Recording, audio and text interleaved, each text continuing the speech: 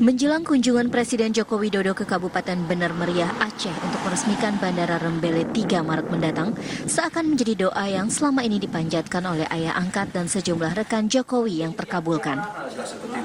Para sahabat sesama karyawan PT Kertas Kraft Aceh (KKA), tempat Jokowi bekerja 25 tahun lalu, kini terus berdatangan untuk berkumpul menanti kedatangan Jokowi di rumah ayah angkatnya Aman Tursina di Desa Baleatu, Bukit, Kabupaten Bener Meriah. Di rumah inilah Presiden Jokowi pernah tinggal saat ia bekerja di Aceh. Aman Tursina berharap Jokowi bisa singgah di rumahnya. Saya berpesan sama Pak Jokowi, harus tolong mampirlah ke rumah saya. Kalau nggak pun lama, 1 menit cukup. Asal udah masuk. Kan, masuk kan? Nah, begitulah.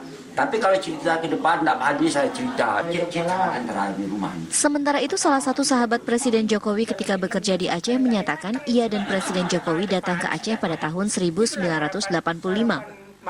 Setelah bersama beberapa tahun, Jokowi kembali ke Jakarta dan tidak pernah lagi bertemu dengannya.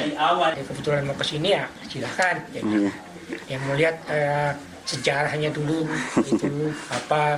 Dulu kita tidak enaknya makan alpukat sama-sama, karena dulu jalanan dari Baleatu ke Pantai Raya jelek, dari Baleatu menuju Simpang 3 jelek. Kita punya mobil, fasilitasnya ada, mobil kita ada. Cuma kan intinya adalah seringnya ada ketemu harimau, beruang, itu yang kita malas.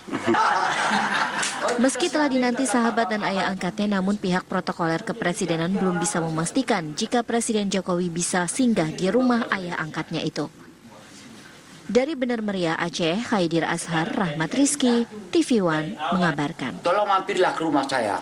Kalau nggak pun lama, 1 menit cukup.